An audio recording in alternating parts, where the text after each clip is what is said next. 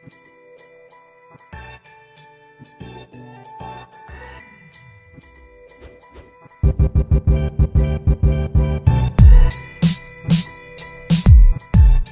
everyone, my name is Sere, and today I'm going to show you guys a quick tutorial on how to make your own custom thumbnails, kind of like mine. If you've seen any of my other videos, you would know that those thumbnails are all custom made and that they're pretty nice looking. So I'm going to show you kind of how I do it, and maybe you can take something from it. Even if you already know how to make some thumbnails, maybe you can figure out some more stuff. Okay, so you're going to want to go ahead and go into Photoshop. I mean, other people use different programs like Illustrator, Photoshop, whatever you want to use, whatever. I just use Photoshop entirely for this stuff. I use Illustrator for logos and things, but when it comes to just doing basic like thumbnail editing, I only use Photoshop. So you want to go to pixels and you want to have it set for 1280 by 720. This is a 16:9 ratio, just below 1920 by 1080 as far as like HD. And yeah, you just want to have this set so it'll be not too big of a file size, but it'll be high enough quality to where you can make it look pretty nice. So you want to go ahead and set that, and then it'll look like this. This will be your default page. And then what I usually start off by doing is I'll bring in my my thumbnail tool here that I made, my watermark. And it just goes down in the corner. Simple as that. I have it set as a PNG, so I can just place it down there. You guys can make your own too. I might make another tutorial about how to make those and how to come up with cool ideas to make them. But anyways, once you do that, what I always do is I find a cool part of a video that like whatever the video is actually of. So if I was making a CSGO video per se, I'd find a cool clip or a cool still of that game, and then I just want to bring it to full screen and wait for the bar to go away. Actually, probably want to move my mouse, wait for the bar to go away, and one sec. All right, there we go. And then just I hit print screen. I don't want to close out that yet because sometimes Photoshop does have a mistake where it won't let me paste it. So now that we got that, we can go ahead and close the window and get this, put it behind the thumbnail watermark, and I can go ahead and resize it. I have two monitors, so that's why it's like so big, because you can see over here. So I can go ahead and resize this. I don't want to have like all of the HUD and everything inside of the thumbnail, so I kind of just make it a little bit bigger. People probably won't notice the quality difference. Plus, I shot in 1080p, so it should be pretty good quality even if I make it a little bit bigger. Okay, so now that I have that, I can kind of turn it a little bit if I want to make it a little bit more interesting. But I think that should be okay. Now, what I usually do is I want to have like the center or the focus either in the center or off to one of the sides. I don't really I don't like put it high up or low down. It's just got to be kind of on one of these sides. I usually prefer in the middle or all the way on the right side just because I have my watermark down here. But once I have that, I'm going to go ahead and get rid of some of these HUD things. Even though you might not notice them as much, I feel like it's still good to take it out. So what I do is to get rid of things like a crosshair, you can go to the healing tool over here, the spot healing tool, and probably want to lower it down just a little bit in size. Then I just want to cover up the crosshair, and then it kind of blurs it out a little bit. You can't see it anymore, and then I usually bring it back just to see how much detail is lost there, because you can see it kind of took out the shadow and everything. So apparently from back here you can't really notice it, so I think that looks good. And then if I can do it down here, you got to be careful around edges because the spot healing brush might take away the edge or might blur it a little bit, so it won't look that good. The kind of just tabbing it here around the shoe, because I don't want to lose all of the shoe quality. And it looks okay. I think when I add some color correction, I don't think you'll see it that much. So we're going to leave it as that. So now that we got like all HUD features off, I can go ahead. First, actually, I want to go to my layer 1, go to image, and I probably want to adjust the brightness and contrast. You just go to image, adjustments, brightness, contrast. And then what I do is I increase the contrast a little bit, not too much, because this is like a little bit too dark and a little bit too colorful.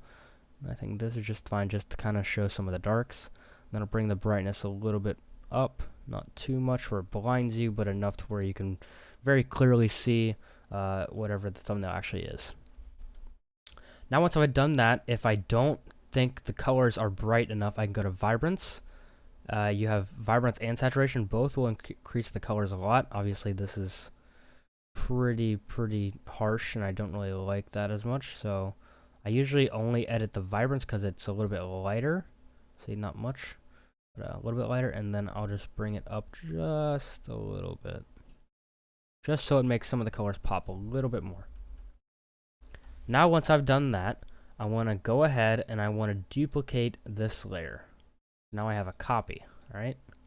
And then I'll put one on top. It doesn't really matter which one, as long as you make sure that you keep one unedited. So now that I have the copy, I'm going to go to the copy, go to Filter, Blur, and Gaussian Blur. And then it'll show me a preview of what it'll actually look like. I'll put it up a little bit, and then hit OK. Now you guys are wondering what this is for, because you can't really see. This is just to kind of add a little bit of depth of field and more focus to what I'm doing. So what I'm doing here is I added the Gaussian Blur, and then I go to the eraser tool right here, and then I can kind of resize it. I'll lower it down just a little bit, and then you want to make sure your hardness is set to 0. Just any of these. Just want to make sure hardness is set to 0, and then I'll usually lower the opacity just a little bit, and then I'll go ahead and go around the edge, even if it doesn't cover it exactly. I think it's a little bit off of the foot there, but it's okay.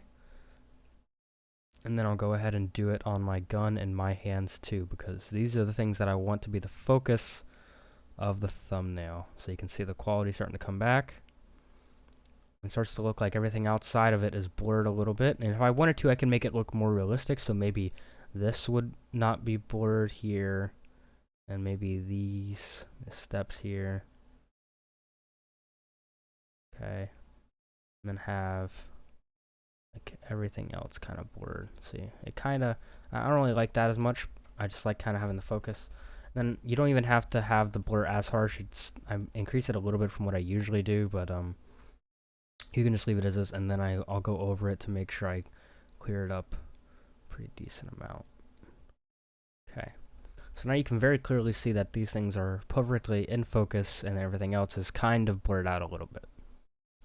Now that I have that, you can see, if you go far back enough, you can see what people will most likely be seeing before they click on your video. Because you got to remember that thumbnails are really small. Depending on your monitor, you want to kind of go back to how big the thumbnail will be and just see what it'll look like. You want to do this a couple times throughout making your thumbnail. Now that we're back here, I'm going to go ahead and add a text. So I'll just do, I'll just go ahead and type tutorial, just for the sake of the fact that this is a tutorial. And I'll make it, oh, don't want to do that. I want to make it a little bit bigger. And then I'm going to go ahead and actually move these down a little bit, just so you can still see it very clearly. I'll move this up a little bit. You remember, you want to have your text be pretty large. It doesn't want to be so large that it'll cover up the entire thumbnail, but you want to have it large enough to where it can be easily read. Now that I've done that, I can go ahead and add a gradient or just another color if I want to have it be a solid color. I usually don't do solid colors. It just kind of depends. I just feel like gradients are a little bit more vibrant and makes it look a little bit better. And then, this is where it starts to get a little bit interesting. This is where I kind of come up with a theme or a theme color for the thumbnail. So here you can see that I have like a purple and pink theme, and then I'll match the rest of the thumbnail with that. And then I can have, if I wanted to, I could do this one. It's kind of like an orange and yellow. It's alright, but I think I'm going to go back. Oh, I think I'll have to cancel it real quick. Gradient. Okay, there we go. So now I'm back to the purple and pink, and I'll just go with that for the sake of this tutorial. And then I can go down to like drop shadow or something. Oh, don't want that. Go ahead and make it black. And see, that's like, that makes it come out a lot, and it kind of, I don't know, it doesn't necessarily look bad. I just feel like you can make it look better I usually will put it off to the side, keep it kind of blurred. I usually have spread at 0, so keep that in mind. When you do it, I'd recommend not having a harsh thread, just because it makes it really big and bubbly, and it doesn't really match the text, because you can see the text has hard edges, but the shadow is really bubbly and rounded. So I'll bring that down all the way, and then the size will actually make it to where, like, how detailed it is. You can make it super harsh, or you can make it kind of faded off. I'll put it down just a little bit more. Okay, so it looks like a legitimate shadow, and then I want to bring the opacity down a little bit, like right there. Maybe increase a little bit. Okay. So you can see that it comes out, and you can definitely see it, and it looks like it's a little bit three-dimensional, even though it's a 2D text. Now that we have that, depending on the type of thumbnail I'm doing, I'll add like a stroke to it, and I always go with a white stroke. And that's why you kind of want to be careful with how bright you make it, because you don't want it to blend in with the white. But I really like doing white strokes just because I feel like black, you can see it seems way too bold, and it kind of brings down the brightness of the actual image that you're making. So now that you have that, you can see that it's getting cut off a little bit, so I'll probably bring it down just a tad. But you can see right here, I have it done. It should be okay. And then now, what I usually do is I'll go ahead and duplicate that. So I probably want to disable the drop shadow.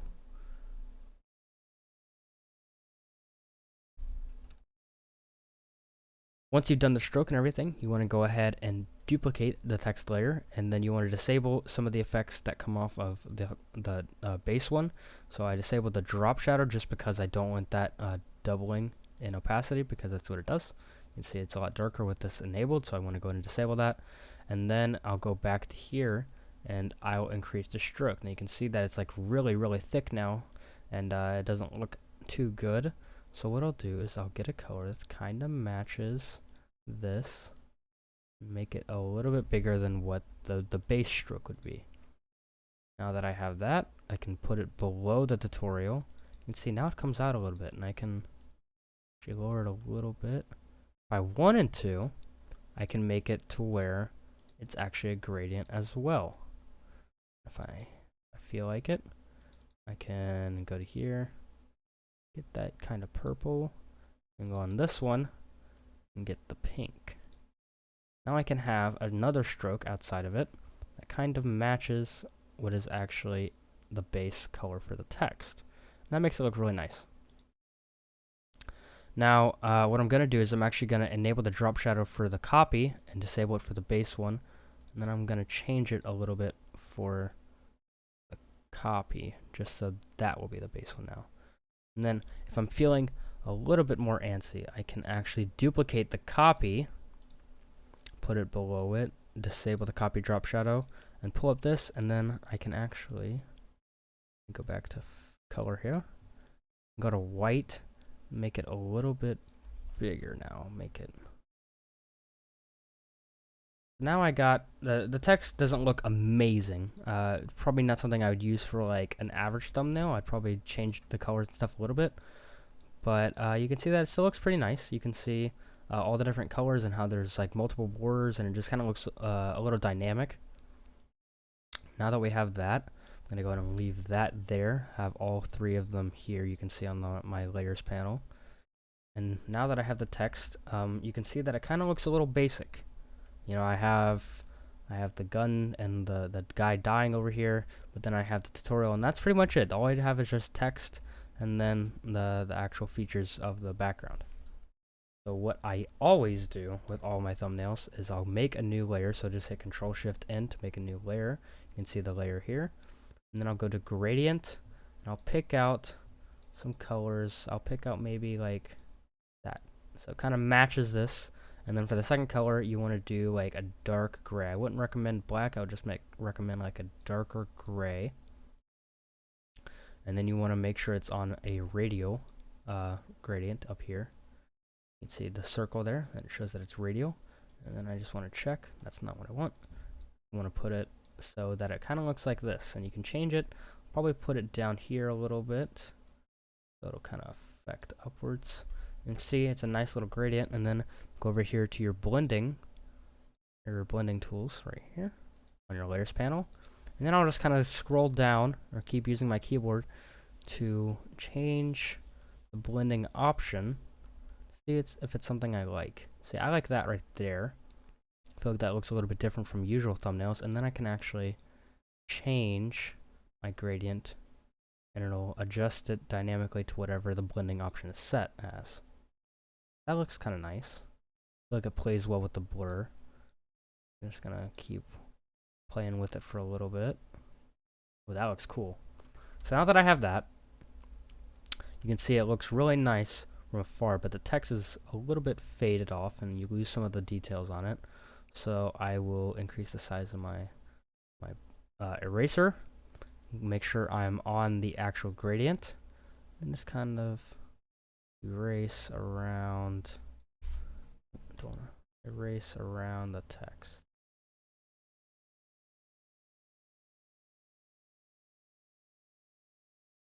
Okay.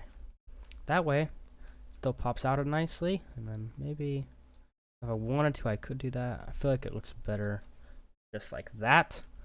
And see, you can see it looks pretty nice. It's a nice thumbnail. It's pretty basic, not too flashy because you don't want to like hurt somebody's eyes, but it looks good enough to where somebody might just click on it.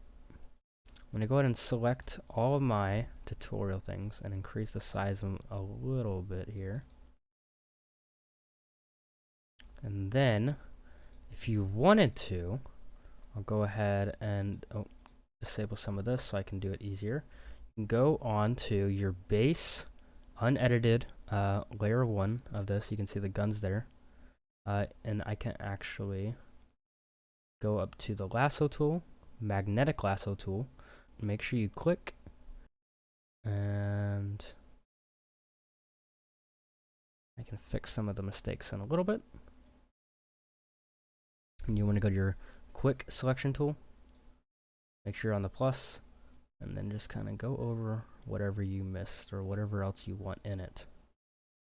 So just go all the way up on the edges here, a little bit up there. It looks pretty nice. Oh, that got out of hand. Okay, there we go. Maybe a little bit down here to erase it. So now this is all selected here, and I want to just hit Control-C, Control-V, and it'll place it exactly where it is, and it's on its own PNG layer, so you can see right there, it's by itself. Now that that is done, I can edit the actual gun outline any way I want to. So I wanted to add a stroke, add a nice white stroke to it. If I enable my stuff again, and now it just kind of adds a little bit more emphasis on the actual main features of the background. And I can edit it a little bit more. Add a drop shadow maybe. Can't really notice it. Maybe an outer glow.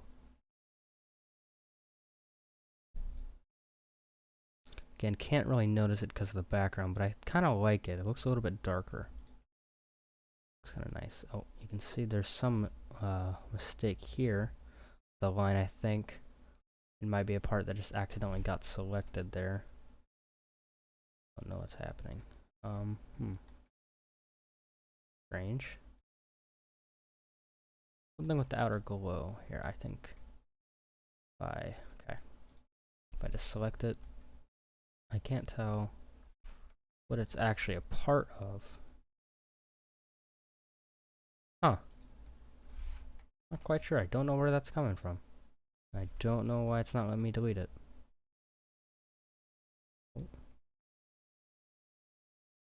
Huh. Yeah, that's kind of weird. It's only there when the outer glow is up. Maybe if I...